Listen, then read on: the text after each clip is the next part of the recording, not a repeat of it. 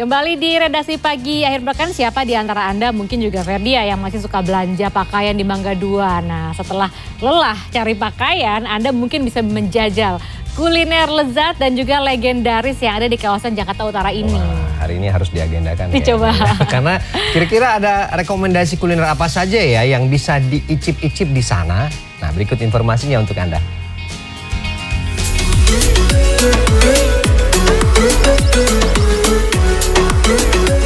Pusat perbelanjaan yang ada di Jakarta Utara ini memiliki banyak ragam kuliner menarik, mulai dari makanan ringan hingga yang berat. Lokasi pertama terletak di lantai 1 Blok A, di mana tempat ini sudah buka sejak tahun 1993, Bihun Bebek Beijing. Tempat makan ini buka dari jam 10 pagi hingga 6 malam.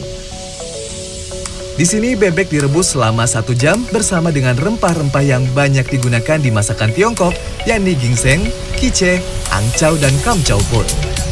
Setelah itu baru disajikan dengan bihun, selada, daun bawang, bawang putih, dan ketumbar. Nah, ini dia makanan kita yang pertama, bihun bebek Beijing. Kalau biasanya makanan yang ada olahan bebeknya itu ada bau amisnya, tapi kalau di sini bau amisnya dari bebeknya itu nggak ada sama sekali, karena tadi kalau kita lihat dari proses pembuatannya itu pakai daun ketumbar yang banyak, jadi bau amisnya itu semakin hilang. Terus kalau kita lihat ini bihunnya lembut banget, terus porsinya juga besar dan memakai selada dan bawang putih yang membuat jadi semakin lezat. Dan yang membedakan dari tempat yang lain adalah kalau di sini bisa makan pakai sate kerang yang nggak kalah enak. Kita cobain ya.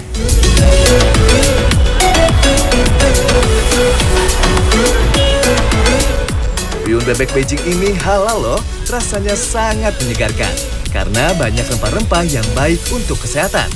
Untuk harga bihun bebek dipatok sebesar Rp60.000 dan sate kerang Rp10.000 per tusuk. Dari lantai 1, kita beranjak ke lantai 3 untuk mencoba Rujak Kola Medan.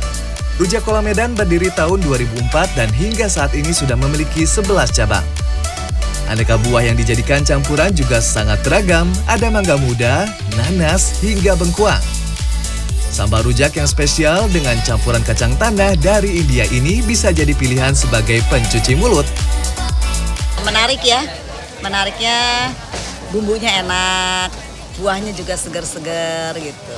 Mungkin kacangnya ya, kalau misalnya di gerobak itu ya, di jalan itu enaknya sih sama, cuman mungkin kacangnya ini dia lebih banyak, lalu utuh, kacangnya itu utuh. Jadi kacangnya lah yang menarik. Makan rujak makin komplit ditemani es cendol khas Rujak Kola Medan. Untuk harga Rujak Kola Medan ini dibanderol mulai dari Rp37.000 hingga Rp60.000. Nah, kuliner yang terakhir adalah Kantin Iswan. Penampilan pemiliknya yang nyentrik dengan riasan wajah yang tebal dan bulu mata palsu yang panjang senada dengan warna pakaiannya membuat tempat makan ini unik dan mengundang para calon pembeli. Tujuannya cuma iseng-iseng, nggak taunya filler. Nggak ide sendiri. Pertama cuma iseng-iseng doang gitu. Jualan apa aja nih makanannya? Ada nasi bakar, ada bugis mandi, ada tar susu, banyak aneka kue-kue Pontianak. Menu andalannya apa? Ketan duren. Kantin yang terletak di lantai 4 Blok A ini berdiri sejak tahun 2012.